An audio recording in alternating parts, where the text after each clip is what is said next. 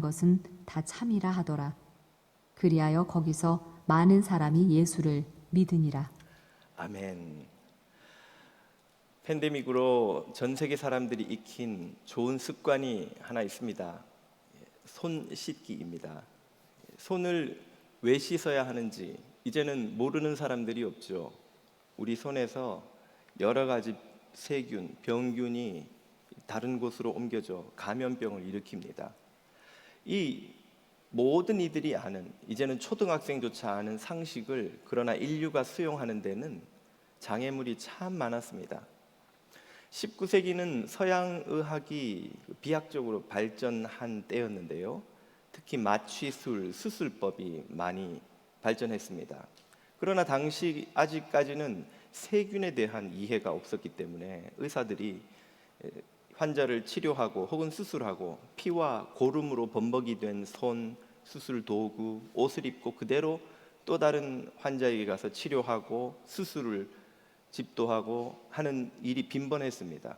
그 과정에서 의사의 손을 통해 옮겨진 세균으로 감염병이 일어나서 처음에 가지고 온 병은 고쳤는데 새로 병원에서 얻은 감염병으로 목숨을 잃는 환자들이 허다했습니다. 당시 의사들은 이런 현상이 왜 일어나는지를 이해하지 못해서 여러 가지 가설을 세웠지만 그 어느 가설로도 문제를 해결하지 못했죠. 1843년 세계 최초로 미국 의사인 올리버 웬델 홈즈가 버스턴 의학회에서 이런 현상이 의사들의 손을 통해 매게 되는 병균의 감염으로 일어나는 것이라고 보고 의사들이 수술을 마치면 반드시 손을 씻고 옷을 갈아입어야 한다고 주장했습니다. 그러나 대부분의 미국 의사들은 그의 말을 귀담아 듣지 않았지요. 3년 후인 1847년에도 헝가리의 산부인과 의사이자 교수인 이그나즈 제멜바이스가 논문을 써서 수술 후에는 반드시 의사가 염소수로 손을 씻어 소독해야 한다고 주장했습니다. 그 이유는 손을 통해서 그 어떤 병을 일으키는 무엇인가가 환자들에게 감염되기 때문이라는 주장이었죠. 두 의사의 선구적인 이런 연구는 오늘 누구도 반박하는 사람이 없을 것입니다만은 당시 의사들은 누구도 그들의 말에 귀를 기울이지 않았습니다. 오히려 제멜바이스는 그 이론을 반대하는 이들에 의해서 두 곳의 대학에서 해임당하고 나중에는 의사 면허까지 박탈당해서 47세의 나이로 정신질환에 시달리다가 폐혈증으로 목숨을 안타깝게도 잃었습니다. 아니, 아마 여러분 아무도 이해가 안 되실 텐데 왜 그런 주장을 당시 사람들은 수용하지 않았을까? 여러 가지 이유가 있습니다. 첫 번째는 무지 때문인데요. 당시 의사들은 눈에 보이지 않는 그 무엇인가가 병을 옮기는 세균, 병균으로 존재한다는 주장을 황당하게 여겼습니다. 말이 되는가? 눈에 보이지도 않는 그 무엇이 어떻게 병을 옮긴단 말이야? 이런 무지 때문에 그들은 거부한 것이 첫째라면, 둘째는 그들이 가지고 있던 편견이었습니다. 당신은 오늘날보다 훨씬 그 사람의 주장의 그 타당성이 그의 출신에 의해서 많이 좌우되었습니다. 명문가 출신도 아니었고 명문대학 출신도 아닌 제멜 바이스가 쓴 논문은 명문가에서 높은 수준의 학문을 한 명문대학 출신의 의사들이 볼 때 무척 조잡해 보였습니다. 이렇게 표현도 서툴고 엉성한 논문의 주장을 믿기란 힘들었던 것이죠. 그의 그 비천한 신분이 그의 주장을 참 가로막는 장애물이 되었다고 할까요? 세 번째는 가장 큰 이유인데 이 의사들의 오만 때문이었습니다. 아니, 우리가 지금까지 환자들을 죽여왔단 말이야? 우리는 환자를 살리는 사람인데 우리 손으로 환자들을 살려왔는데 우리 손이 뭔가를 옮겨서 사람들을 죽게 만들었다고? 제멜 바이스의 주장은 그들을 격분케 한 것이죠. 쉽게 말해 괘씸죄에 걸린 겁니다. 그래서 그는 다니던 대학에서도 해임당하고 급기야는 의사 면허까지 박탈당하는 불행한 일을 겪지요. 아무튼 이런 그 의사들의 무지, 편견, 오만이 결합되어서 인류가 이 손 씻기를 상식으로 받아들이는 데는 반세기가 더 걸렸습니다. 그 기간 동안 의사들이 그들의 손으로 옮긴 병균에 의해서 수많은 환자들이 역시 감염병으로 목숨을 잃을 수밖에 없는 안타까운 일들이 일어났던 것이죠. 이 예는 진리를 수용하는 것이 얼마나 어려운지를 우리에게 잘 보여줍니다. 바닥에 큐빅을 쫙 뿌려 놓으면 그 가운데 있는 다이아를 찾기가 어렵죠.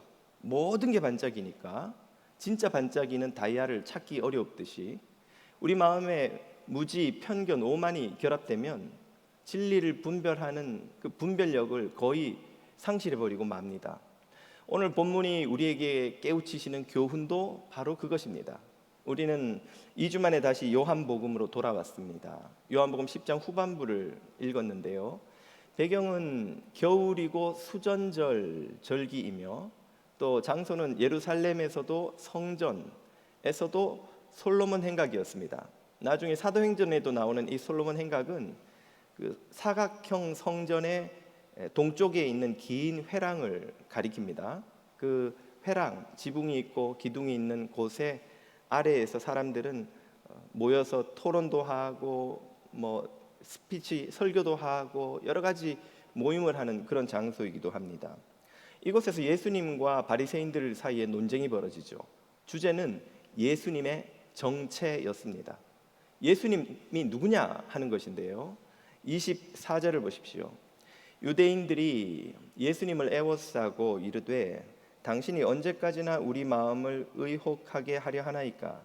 그리스도이면 밝히 말씀하소서 하니, 당신이 메시아 그리스도가 맞는지 솔직히 말하라 이 말이에요. 이 말을 들으면 예수님께서 지금까지 당신의 정체를 다 숨겨오신 것 같은데 예수님 말씀을 들어보면 또 상황이 그렇지 않다는 걸 금방 알게 되죠. 25절을 보십시오. 예수께서 대답하여 하시되 내가 너희에게 이미 여러 차례, 앞서 요한복음에도 초막절에서 예수님 당신에 대한 계시가 여러 차례 반복되었고 또 그에 관한 유대인들의 논쟁도 뒤따라왔었죠. 내가 여러 차례 너희에게 내가 메시아라는 걸 말하였지만 정작 듣고도 믿지 않는 것은 너희들이다 이 말씀이에요. 내가 말하지 않은 게 아니라 너희가 믿지 않은 것이다. 내가 한 말을 못 믿겠거든 내가 내 아버지의 이름으로 행하는 일이라도 잘 살펴보고 믿어야 할 터인데 내가 행한 모든 표적이 내가 누구인지를 증거해주고 있지 않느냐 하는 말씀이죠. 당신이 하신 말씀으로 또 당신이 행하신 일로 당신이 메시아임을 증거했는데도 왜 유대인들은 믿지 못하는가? 그 이유를 26절에서 이렇게 말씀하십니다. 너희가 내 양이 아니므로 믿지 아니하는도다. 예수님의 말씀은 문제는 나의 정체가 아니라 너희들의 정체다 이 말이에요. 내가 메시아냐 아니냐가 중요한 게 아니라 너희들이 메시아의 양이냐 아니냐가 중요한 거라 이 말이죠. 너희들이 정말 양이었으면 메시아를 기다렸을 텐데 너희들은 메시아의 양이 아니기 때문에 메시아를 기다려오지 않았다. 그러니까 내가 말하는 것도 행하는 것도 보고도 듣고도 믿지 않으려는 것이다 하는 말씀입니다. 예수님의 이 말씀은 오늘 우리가 고난을 만날 때 즉각적으로 보이는 반응이 어떻게 잘못되었는지를 이해시켜 줍니다. 우리가 고난을 만나면 제일 먼저 하는 말이 뭡니까? Why me? 왜 납니까? 이거예요. 제가 잘 아는 어느 기독교 명사를 제가 만날 기회가 있었는데 그분이 식사하면서 책을 하나 주시더라고요. 물론 그분은 저를 잘 몰라요. 저는 그분을 잘 아는데 책 제목이 Why me? 왜 납니까? 이거예요. 하나님 왜 나한테 이런 고난을 주시고 왜 나한테 이런 무거운 사명을 맡기셨습니까? 하는 그런 메시지가 그 책 내용에 나와요. 우리도 거의 즉각적으로 본능적으로 고난을 만나면 하나님께 이런 원망을 던지죠. Why me? 하나님 제 친구도 잘 살고 옆집도 잘 살고 저 동기 누구도 잘 살고 직장 가도 다 잘 사는데 왜 내게만 이런 고난을 주십니까? 왜 저만 이렇게 고통스럽게 만드시나요? Why me? 하고 하나님을 원망하죠. 하나님은 어떤 분이십니까? 어제나 오늘이나 내일이나 신실하시고 어제나 오늘이나 내일이나 동일하신 분이 맞나요? 그렇다면 하나님이 잘못한 것일까요? 우리가 잘못하고 있는 것일까요? 하나님이 신실하신 분이 맞다면, 어제도 나를 돌보시고 오늘도 나를 돌보신 분이 맞다면, 문제는 why me? 왜 나한테 하나님 이런 일을 행하셨습니까? 라고 물을 것이 아니라, 하나님 내게 이런 일을 통해 행하시려는 뜻이 무엇입니까? 하고 그분의 뜻을 묻는 것이 마땅하다는 말이죠. 우리는 그분의 뜻을 묻지 않고 일단 하나님에게 문제가 있다고 전제합니다. 하나님이 나를 사랑하지 않거나 신경 쓰지 않거나 도와주지 않으시거나 신실하지 않으셔서 나를 내버려 두시는 것이라고 판단하고, Why me? 하나님 왜 내게 이러시는 겁니까? 하고 원망부터 쏟아넣죠. 지금 예수님은 너희들은 내가 말하지 않았다고 하지만 사실 나는 이미 말하였고 정작 믿지 않는 것은 너희들이다 하고 바리새인들을 꾸짖으십니다. 바리새인들 입장에서는 좀 섭섭할 법합니다. 왜냐하면 이 사람들은 사실 간절히 메시아를 기다리고 있던 사람들이에요. 그러니까 예수님의 정체가 메시아냐 아니냐 여기에 이렇게 관심이 많은 것 아니겠습니까? 아니, 우리는 메시아를 기다리고 있어요. 메시아가 오시면 우리는 메시아를 따를 준비를 하고 있는 양들이에요. 이것이 유대인들의 입장인데 예수님은 왜 그들에게 메시아의 양이 아니라고 이런 냉정한 섭섭한 말씀을 하시는 걸까요? 그 답은 이 본문의 배경에 이미 나와 있습니다. 본문의 시작 구절 배경을 한번 볼까요? 22절, 예루살렘에 수전절이 이르니 때는 겨울이라. 구약에 단 한 번도 나오지 않고 신약에도 딱 한 번밖에 안 나오는 절기가 여기 나오는 수전절입니다. 수전절이 뭔가, 여러분 여기 주이시들이 많이 사는 동네에 가시면 버겐 카운티에 워낙 많으니까, 여기 오클랜드도 마찬가지예요. 크리스마스가 되면 성탄 추리 옆에 저렇게 생긴 메노나라고 부르는 촛대입니다. 촛대에 불이 환하게 들어와 있는 거 혹시 보신 적 있으세요? 유대인이 사는 동네에는 어김없이 이 메노나가 12월 달에 저렇게 성탄절 옆에 놓입니다. 왜냐하면 저들이 지키는 수전절이 바로 크리스마스에 인접해 있기 때문이에요. 수전절은 올해는 12월 16일부터 8일 동안 지킵니다. 첫날부터 하나씩 불을 켜가다가 마지막 날에는 8개 다 붙이고 가운데까지 붙여서 9개를 환하게 붙여요. 이 수전절은 히브리어로는 하누카라고 부릅니다. 하누카 들어보셨어요? 하누카, 봉헌하다는 뜻이에요. 성전을 봉헌하다는 뜻이고, 한자어로는 수전절이라고 부릅니다. 그게 겨울에는 날이 추워서 손이 막 떨려요. 그래서 수전절이다 하는 말이 아니고, 여기서 수전절이라 하면 닦을 숫자 성전 전자를 씁니다. 성전을 깨끗이 닦아서 하나님께 새로 봉헌해 드렸다 이런 뜻이에요. 하누카와 뜻이 똑같죠. 자, 이 수전절을 굳이 요한복음 10장은 강조해요. 이때가 수전절이다. 왜일까요? 이 수전절이 지금 유대인들이 기다리는 메시아에 관한 중요한 힌트를 주기 때문입니다. 수전절의 유래는 예수님 당시로부터 165년을 거슬러 올라갑니다. 당시 알렉산더 제국이 세웠던 거대한 헬라 제국이 그가 죽고 나서 4개의 제국으로 갈라지는데, 우여곡절 끝에 이 유대 땅을 셀레우코스 왕조가 통치하였습니다. 이 왕조는 여러 가지 악독한 통치를 했지만 그 중에서도 가장 유대인들을 격분시킨 건 성전에다 제우스를 비롯한 온갖 이방 신상을 갖다 놓고 제사를 지낸 거예요. 이게 그만 유대인들을 격분케 해서 유다 마카비라는 지도자를 선봉으로 해서 독립전쟁이 일어납니다. 그리고 마침내 2년 만에 기원전 165년경에 독립을 쟁취하죠. 그들이 독립하고 헬라 군대를 몰아내고 제일 먼저 한 일이 뭐냐면 성전에 있는 모든 우상을 다 청소하고 쓸어내고 그곳을 깨끗이 하여서 여호와 하나님께 제사를 올려드린 겁니다. 유대인들은 그 감격을 잊을 수가 없는 거예요.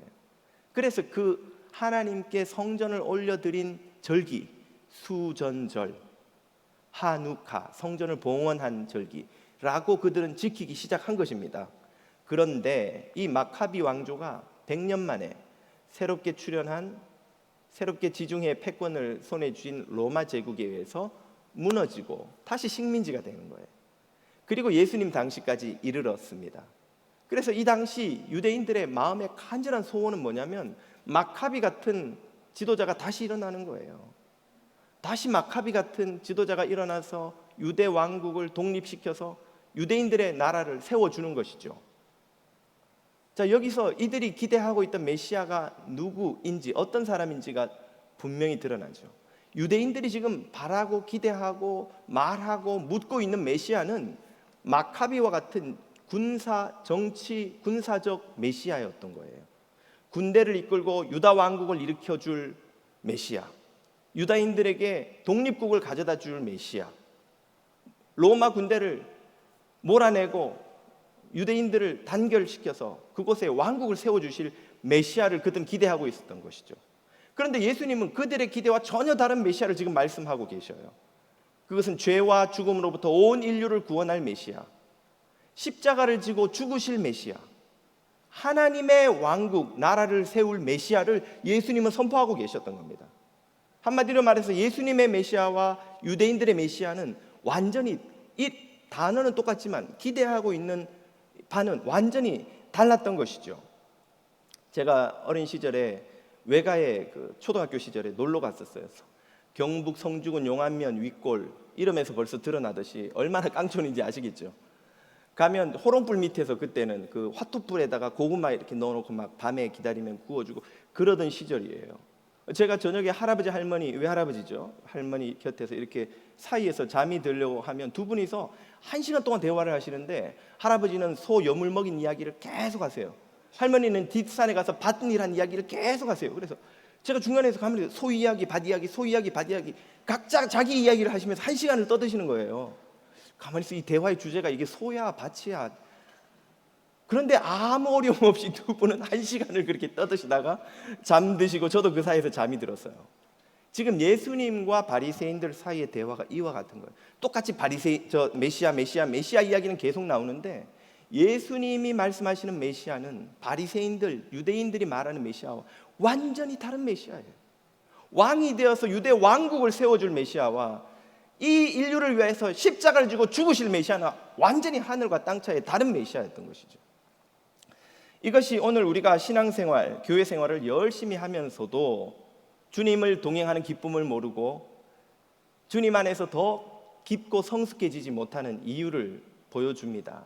그것은 주님의 기대와 우리의 기대가 너무나 다르다는 것이죠. 초점이 맞지 않고 있다는 겁니다. 주님은 우리에게 하나님 나라를 가르치시는데 우리는 땅의 나라를 원해요. 주님은 하나님이 왕이 되시는 나라를 선포하시는데 사실 우리 마음이 바라는 것은 내가 왕이 되는 나라입니다. 주님은 이 땅에서 하나님의 뜻이 이루어지기를 원하시지만 우리가 간절히 바라는 건 내 뜻이 이루어지는 겁니다. 우리 기도의 99.9%는 주님, 내가 바라는 건 다음과 같습니다 라는 리스트예요. 그리고 마지막에 미안하니까 그래도 주님 뜻대로 하옵소서. 하지만 무게가 어디에 있다는 건 여러분 다 아시잖아요. 주님 뜻대로 돼도 괜찮습니다. 내 뜻만 이루어진다면, 이 조건이에요. 내 뜻을 버리고 주님 뜻대로 이루어 주옵소서 하고 우리가 거의 기도하지 않죠. 우리가 열심히 기도하는데도 주님과의 교제가 깊어지지 않는 이유는 주님이 바라고 기대하시는 것과 전혀 다른 걸 구하고 있기 때문이에요. 내 말이 너희 안에 구하고 너희가 내 안에 거하면 너희가 무엇이든지 원하는 대로 구하라 그리하면 이루리라고 하는데 우리는 뒤에서 이루리라만 딱 끄집어내요. 그 앞에 내 말이 너희 안에 거하고 너희가 내 안에 거해야 한다는 그 전제는 다 지워버려요. 그냥 기도하면 이루어 주신대. 무엇을? 우리가 원하는 것을, 주님이 원하는 것이 아니라.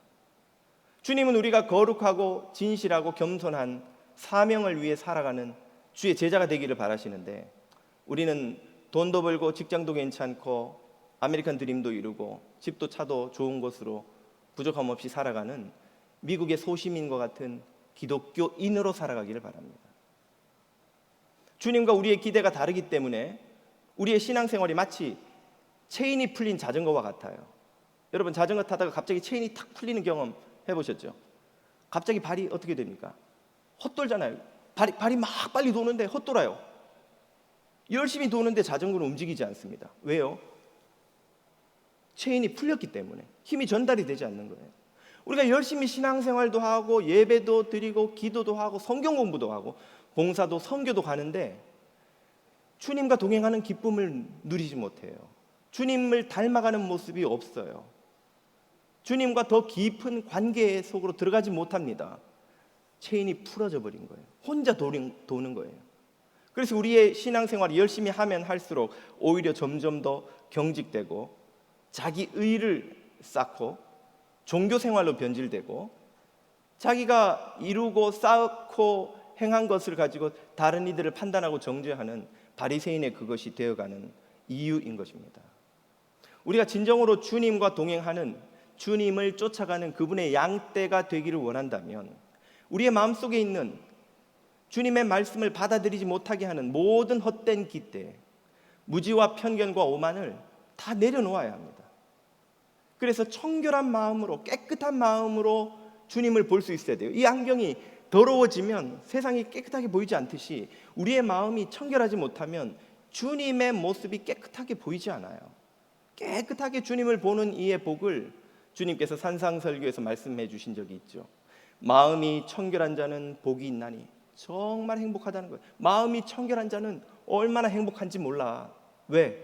돈을 많이 벌어서? 아니요. 높은 지위를 얻을 수 있어서? 아니요.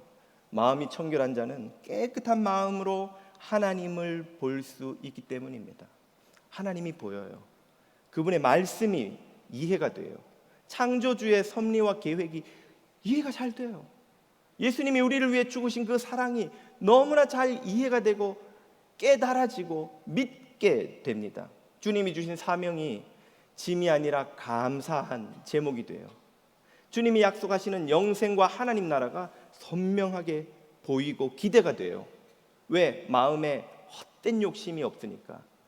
마음에 무지와 편견과 오만과 같은 장애물이 없으니까.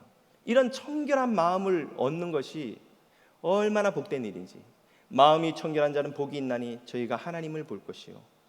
사랑하는 교우 여러분, 청결한 마음으로 하나님을 명료하게 보시는 여러분 다 되시기를 축복합니다. 그럼 어떻게 그런 청결한 마음을 얻을까요? 주님은 그 방법을 당신의 말씀을 통해 이미 가르쳐 주셨습니다. 첫 번째는 진리의 말씀, 성경을 통해서죠. 34절 5절을 보십시오. 예수께서 이르시되 너희가 내 말을 못 믿겠거든 너희가 그토록 의지하는 율법을 봐라. 율법에 기록된 바 내가 너희를 신이라 하였노라 하지 아니하였느냐? 성경은 패하지 못하나니 하나님의 말씀을 받은 사람들을 신이라 하셨거든. 내가 지금 하는 말이 성경에 있는 그대로를 너희에게 전하는 것이 아니냐. 성경을 안다면 내 말을 명확히 이해하지 못할 수 없다 하는 말씀이죠. 성경은 진리의 등대입니다. 성경은 하나님 나라를 들여다보는 창이죠. 성경은 예수님을 만나도록 우리를 초청합니다. 성경을 그러므로 늘 가까이 하는 이는 주님이 누구신지를 알 뿐 아니라 그분을 더 깊이 알아갈 수 있습니다. 여러분, 옛날에는 그래도 일주일에 한 번씩 먼지라도 틀고 성경을 들고 왔는데 요새는 그냥 스마트폰을 이렇게 교회 와서 누르면 성경이 툭 튀어나오잖아요. 그것도 이게 좋은 건지 나쁜 건지 모르겠습니다만 화면에 성경이 다 나오니까 요새는 그 스마트폰도 안 눌러요. 그래서 일주일 내에 스마트폰 한 번도 안 눌러보고 오신 분들 지금 마음으로 손 들어보세요. 44분, 3부보다 조금 많으시네요. 어떻게 합니까 목사님? 다 알아요, 눈만 보면. 그런 분들 계시죠? 일주일 내에 스마트폰을 한 번도 눌러보지도 성경을 열어보지도 않고 이 자리에 오신 분들, 성경이 우리 곁에 늘 가까이 있는 게 얼마나 큰 복인지 우리는 몰라요. 지금도 성경을 읽기 위해 목숨을 걸어야 하는 지역이 이 지구상에 많습니다. 지금도 성경을 들고 거리에 나갔다가 무슨 봉변을 당할지 모르는 두려움을 갖고 살아가야 하는 곳이 지구상에 많아요.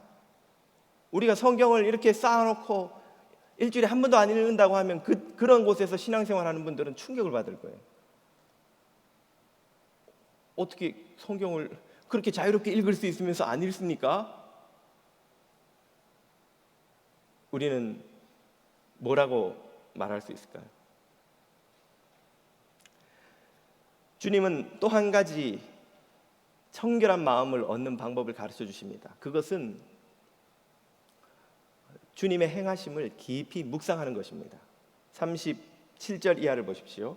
만일 내가 내 아버지의 일을 행하지 아니하거든 나를 믿지 말려니와 내가 행하거든 나를 믿지 아니할지라도, 이 말은 내가 한 말을 못 믿겠거든 내가 하는 행위를, 표적을 보고라도 믿으라 이 말이에요.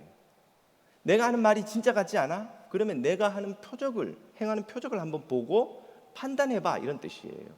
믿으라. 그러면 너희가 아버지께서 내 안에 계시고 내가 아버지 안에 있음을 깨달아 알리라. 내가 메시아인 것을, 내 말을 못 믿겠거든 내가 행하는 표적을 보고 행위를 보고 사람들을 치유하고 병든 자를 살리고 죽은 나사로를 일으키는, 그리고 십자가를 지고 인류를 위해 죄값을 치르는 내 모든 행위를 보고 그걸 깊이 묵상해 보란 말이죠. 그러면 내가 누구인지 너희가 알지 못할 수 없다는 말이죠. 이렇게 성경 안에서 혹은 우리의 과거의 삶에서 우리에게 행하신 주님의 행하심을 깊이 묵상하는 것은 우리로 하여금 주님의 정체를 명료하게 보고 깨닫고 믿게 해줍니다. 주님이 진리이심을 깨닫게 해줍니다. 주님 안에 넘치는 하나님의 사랑을 깨닫게 해줍니다. 주님이 우리 삶에 지금도 섭리하고 계심을 깨닫게 해줍니다. 고난이 변하여 복이 되게 하시고 절망이 변하여 소망이 되게 하시는 주님의 그 은혜를 깨닫게 해줍니다. 무엇이요? 주님의 행하심을 깊이 묵상하는 것이요. 이 묵상은 비유하자면 되새김질과 비슷합니다. 되새김질에 대해 여러분 다 아시죠?